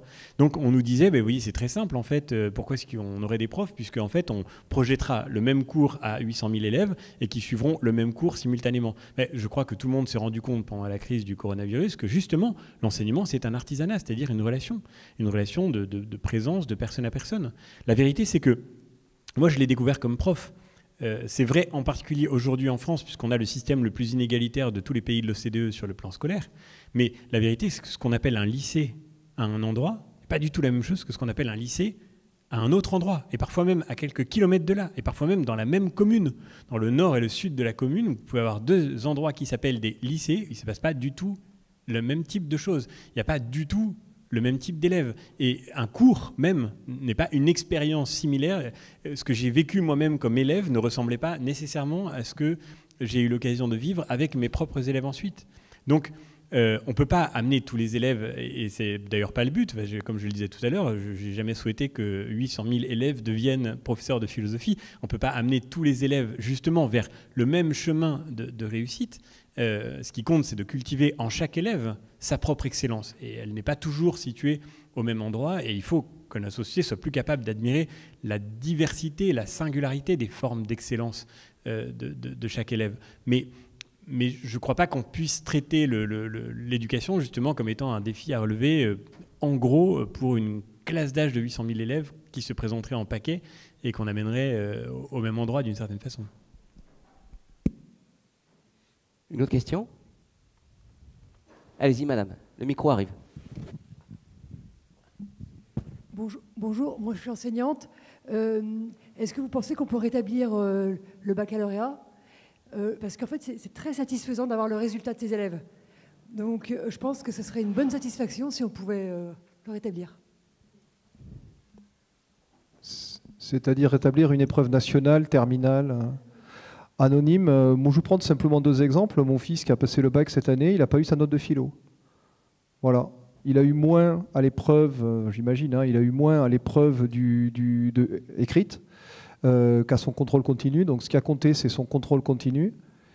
Il a passé une épreuve dont il n'aura jamais la note. Je trouve ça fou. Voilà. Et c'est un mensonge, hein. C'est un mensonge institutionnel, puisqu'on nous a dit Santorin, la dématérialisation, etc. Et qu'on ne nous dise pas que les copies n'ont pas été corrigées, ou etc., puisque les copies, matériellement, elles sous huissier, hein, donc les copies, ils les ont. Oui, mais je pense que ça ne peut se faire que par un changement politique. C'est un changement politique et c'est un changement profond. Et qui dépasse en partie certains clivages politiques. C'est peut-être aussi pour ça qu'on discute ce soir. Hein. Il y a des convergences en fait. Parce qu'il y a des convergences, parce qu'en fait, la logique derrière, on voit bien, et elle est beaucoup plus profonde, elle est beaucoup plus structurelle que ça. Elle est anthropologique, il y a toute une réflexion à mener. Et je pense qu'on ne peut pas simplement la mener avec des techniques. Il faut vraiment qu'on reprenne en main le débat et qu'on repose des questions absolument fondamentales. Par exemple, juste un dernier point pour répondre à votre question, moi ça a complètement changé mon enseignement terminal. Honnêtement, la fin d'année, elle est bousillée. Parce que le grand oral, bon, de toute façon, c'est la spécialité qui va compter en terminale. Hein. C'est les 2 spécialités au mois de mars, selon la réforme. Bon, à la fin, on les prépare à un grand oral bon, qui est de point de vue disciplinaire, on ne sait pas trop ce qui se passe. Mais ça a changé complètement, parce que le temps de la formation, c'est un temps qui est absolument fondamental. Moi, je leur disais souvent, écoutez, le bac, c'est à la fin de l'année. De toute façon, bon, si vous travaillez, il n'y a pas de problème, vous l'aurez. Maintenant, on a un temps de formation. Je pouvais leur mettre, par rapport à l'évaluation, puisqu'on parle d'évaluation formative, je pouvais commencer par une note moins bonne, mais je leur expliquais, voilà, il y a l'horizon du bac, etc. C'est fini, ça. C'est fini. Et cette mise à l'épreuve, anonyme aussi, ça c'est très important. Anonyme. Hein, on n'évalue pas des capacités cognitives ou des capacités de performance adaptative sur un oral. Non, c'est anonyme. Voilà, tout le monde, celui qui n'a pas travaillé, bon, bah, il a sa chance au bac, quoi. Donc oui, pour moi, c'est un enjeu politique très important de repenser tout ça. Bon, on verra, mais en tout cas, là, maintenant, je dirais la partie, elle est politique. Ça ne se fera pas comme ça. Nous, on a essayé, on a fait des petites choses, voilà.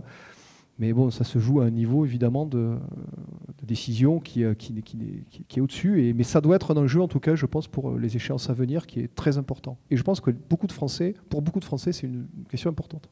Bon, Cognac J me dit qu'on a encore une question. Oui, bonjour. Alors moi, je ne suis pas enseignant, je suis parent d'enfants grands. D'abord, merci beaucoup de nous avoir fait partager un petit peu les arcanes de ce que vous ressentez, parce que je pense que pour certains d'entre nous, moi le premier, on a découvert des choses complètement sidérantes sur le fonctionnement interne de et finalement ce qui est pratiquement une souffrance pour beaucoup d'enseignants. Un petit témoignage, moi j'ai eu un certain nombre d'enfants, le plus cultivé d'entre eux au sens encyclopédique, c'est pas l'ingénieur, c'est pas celle qui a fait une école de commerce, c'est celui qui s'est arrêté au bac. Et donc derrière, quelque part, c'est pas dans l'éducation nationale qu'il a trouvé ce qui lui a donné envie d'être quelqu'un d'extrêmement cultivé et d'être capable de parler de plein de choses brillantes. Voilà. Moi j'ai une question. On n'a pas eu de débat Zemmour-Mélenchon ce soir, c'est un débat. Donc on peut imaginer que demain, par exemple, l'un devienne ministre de l'Éducation nationale et l'autre son directeur général de l'enseignement scolaire. Par rapport à ce que nous avez raconté, spontanément, et là vous ne serez peut-être pas forcément d'accord, quelles sont les 3 mesures que vous voudriez mettre en œuvre au plus vite pour le recrutement et le renforcement de la posture des enseignants par rapport à votre bilan de ce soir? Je ne sais pas si c'est le ministre ou le directeur qui parle le premier. C'est vous le ministre. Alors je reprends ce que je disais au début, je pense pas déjà, alors c'est pas un faux fuyant, mais je pense pas qu'il y ait une mesure ou des mesures techniques qui pourraient régler notre question. Déjà, la première chose, je le répète, c'est de faire des états généraux, des assises avec tous les acteurs et qu'on se dise des choses. Déjà, je crois que là, il y a un moment démocratique sur l'école qu'il faut absolument poser. Là, il y a un déficit de parole, un déficit d'analyse. Avant tout, j'ai envie de dire, c'est la priorité à l'Université Bordeaux-Montaigne. On voulait faire, ça a été compliqué avec le Covid, mais des assises de la pensée critique. Enfin, c'était ça l'idée un petit peu. Il faut que vraiment, on a des choses à se dire. On a évidemment, par notre formation, parler un peu plus de la philosophie, mais il faudrait regarder ce qui se passe au primaire, il faudrait regarder ce qui se passe très précisément au collège, enfin voilà. Et il faut mettre tout ça sur la table avec une vraie confiance et avec vraiment une modestie, en se disant, je ne sais pas, c'est compliqué, c'est très très compliqué, il y a des situations d'enseignement qui sont parfois très très dures, très compliquées. On a besoin, certes, de restaurer l'autorité, mais enfin l'autorité comme ça veut strictement rien dire. On a besoin de mettre du savoir, mais ce n'est pas non plus pour faire apprendre des choses par cœur bêtement. Donc tout ça, c'est très compliqué. On a besoin vraiment du concours de tous. Donc ça, ce serait ma première affaire. La deuxième affaire sur la formation, c'est de remettre au centre la question disciplinaire. Vraiment, ça, c'est très important. Le savoir disciplinaire, le valoriser. Faire des ponts, faire un continuum bac-3, bac+3. Ça, je pense qu'il y aurait un vrai travail à faire là-dessus, parce qu'on s'aperçoit que c'est complètement étanche. Par exemple, sur le grand oral en fin de terminale, on va préparer au grand oral, mais une fois que le grand oral est passé, quid du supérieur, quid du grand oral pour faire une classe préparatoire, pour aller à l'université, BTS, IUT, etc. Rien n'est pensé. Donc, ce n'est pas du tout pensé dans une continuité. Donc, je crois qu'il faut, la deuxième chose, c'est vraiment voir l'ensemble du dispositif et le réfléchir de façon qualitative, progressive. Moi, je le dis aux élèves, et là, je vais contre les recommandations du ministère. À la fin de l'année, je vais vous préparer pour le supérieur, puisque c'est l'étape suivante. Donc, je ne vais pas perdre des heures et des heures et des heures de cours à essayer de remplir des grilles qui sont proposées par l'administration pour savoir si je suis sympathique à l'oral, etc., ou si je sais bien me présenter. Ça, c'est mentir aux élèves, ça. Donc, je leur dis, voilà, il y a une vie après le bac, donc vous allez passer. Donc, il faut voilà. Et la troisième chose, c'est Et on en a parlé, la revalorisation du métier. Alors la revalorisation du métier, certes symbolique, mais aussi économique. Je pense qu'il y a des situations aujourd'hui qui ne vont pas du tout. On n'est pas du tout au niveau de l'OCDE. Il y a plein de problèmes. Moi, je ne serais pas du tout dogmatique, par exemple, sur les heures, des blocages comme ça, le nombre d'heures, travailler plus. Il faut sortir de ça. Il faut raisonner de façon beaucoup plus globale sur le métier et se dire, rendre ce métier attractif, et c'est aussi économique. Juste un point, moi, on me demande aujourd'hui de faire des formations, par exemple, d'animer de faire, par exemple, un cours sur la justice, hein, puisque c'est au concours, mais il n'y a aucun moment une rémunération quelconque. La dernière fois, j'ai bossé sur l'État, pensée d'État, pensée de l'État. J'ai dû bosser, je ne sais pas, 30 heures là-dessus. J'ai fait une formation devant mes pairs, donc devant des collègues, mais je n'ai pas touché 1 euro. Comment voulez-vous, ça, c'est l'État. Oui, c'est vrai. Comment voulez-vous qu'il y ait une mobilisation? Donc il faut valoriser, mais il faut valoriser qualitativement. Voilà, il faut aller chercher la qualité et se dire ça, on le valorise parce que qualitativement, c'est bon. Voilà. Mais ma première mesure, c'est on ne sait pas. En fait, voilà, on est dans une situation là historique un peu, on ne sait pas trop, et on ne peut penser ça que collégialement, en faisant des assises, mais pas des assises, voilà, pas du foin, pas n'importe quoi en fait. Hein. On fait quelque chose de sérieux. Voilà. Bon, je ne sais pas si. Monsieur le directeur. Moi, j'ai toujours été aussi assez gêné de répondre à cette question parce que c'est, en fait, on est dans une situation où il faut repartir de cette question fondamentale qui est la question de la finalité, qui est la question du sens de l'école. C'est pas d'abord des mesures qui... En fait, on peut prendre des mesures quand on sait quel est le but.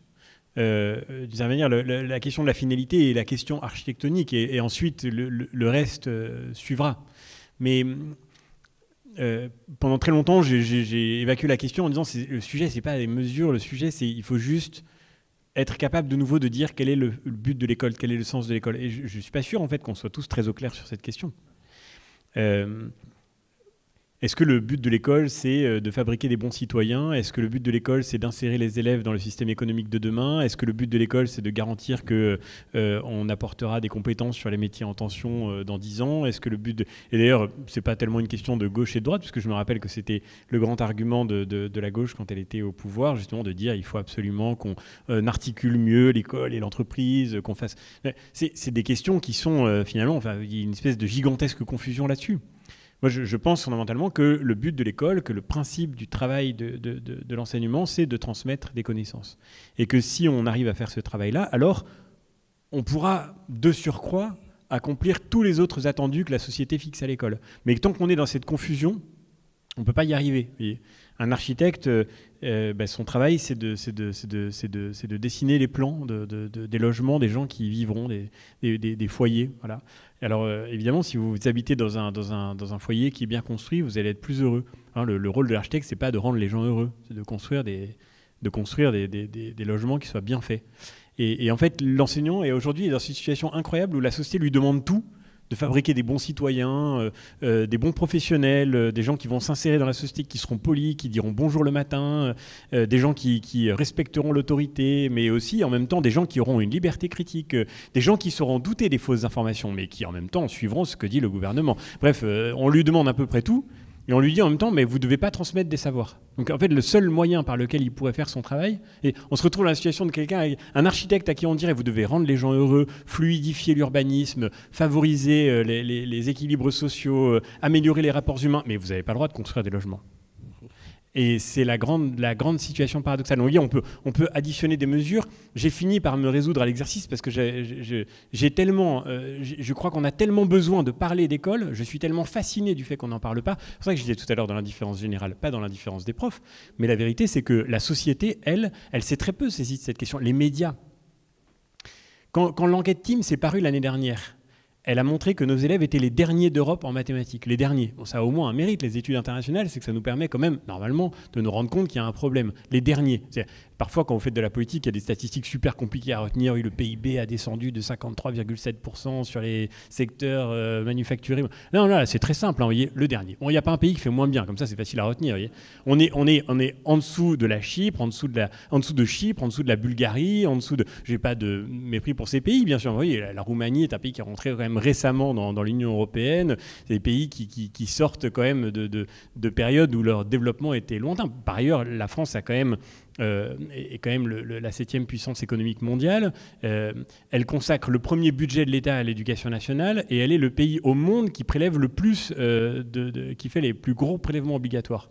Et si vous additionnez tout ça, là, vous avez tout ce qu'il faut pour dire que le retour sur investissement de la part du contribuable, arrêtons-nous juste là, est quand même désastreux. Mais désastreux. Est-ce qu'on en a parlé ? Quand la France était la dernière sur la vaccination en Europe, mais 3 mois sur les chaînes d'information continue, on ne parlait que de ça. La France est dernière sur le niveau en mathématiques de ses élèves, c'est quand même autrement plus structurel. Le retard sur la vaccination, on l'a rattrapé, puis personne n'en parle aujourd'hui. Le retard sur les mathématiques, si on ne le rattrape pas, pour le coup, c'est sur 50 ans qu'on va le payer. Et on n'en parle jamais. Moi, je le vois, mais même comme un responsable politique parmi bien d'autres, je vais dans des émissions, etc., les matinales. Donc, à chaque fois, on appelle avant, et vous voulez parler de quoi ? Je voudrais parler d'école. Ah, l'école, vous êtes sûr ? Le Covid, non. Là, le jour de la rentrée, donc j'ai fait 30 propositions pour l'école, juste pour qu'on en parle. J'avais même très envie qu'on me tape un peu dessus, ou j'en sais rien, faire un peu de polémique. J'ai dit, on n'a qu'à première mesure, on interdit tous les écrans dans toutes les classes. Bon, je me suis dit, ça va faire un peu de bruit. On interdit le numérique à l'école. Après tout, moi je suis assez pour parce que je pense que le meilleur moyen de grandir en étant prêt à vivre libre dans un monde rempli d'écrans, c'est de pouvoir avoir des livres quand on est petit et de pouvoir grandir à distance de ce qui fracture notre capacité d'attention. On le vit tous nous-mêmes. Bon. Mais je me suis dit, tout le monde va me taper dessus. Mais même pas, en fait, tout le monde s'en fout. C'est surtout ça. Donc on appelle les médias, parler d'école, super, très bien. Vous voulez la primaire plutôt ? Non, parler de la primaire. Non, l'école, on n'a pas le temps. Du coup, on vous invitera une prochaine fois. Alors parfois, on vous invite, c'est très important, je veux bien parler de la primaire, mais à condition qu'on parle aussi d'école. Alors vous êtes invité, la matinale se passe, un quart d'heure, la primaire, le Covid, la primaire, puis le truc se termine, oh c'est malheureux, on n'a pas eu le temps de parler d'école. Alors du coup maintenant j'en suis à demander aux programmateurs que l'école ce soit la première question, sinon je m'en vais. Alors comme ça on peut parler un peu d'école. Mais c'est quand même un truc de fou de voir à quel point ce sujet n'est pas abordé. Donc on peut faire plein de mesures, encore une fois j'en ai formulé. Enfin, je dis le numérique, ce n'était pas la première proposition, il y a des propositions bien plus importantes que ça. Mais évidemment, il y a plein de mesures à mettre en œuvre. Si vous me demandiez les 3 les plus importantes, je dirais que le plus important, à mon avis, c'est de prendre soin des enseignants, c'est la formation des professeurs, c'est l'évaluation des professeurs, c'est la rémunération des professeurs. Si on se fonde sur ce travail, je pense qu'on fait déjà une partie importante du chemin. On peut parler de mesures, mais le plus important, ce serait qu'on parle d'école.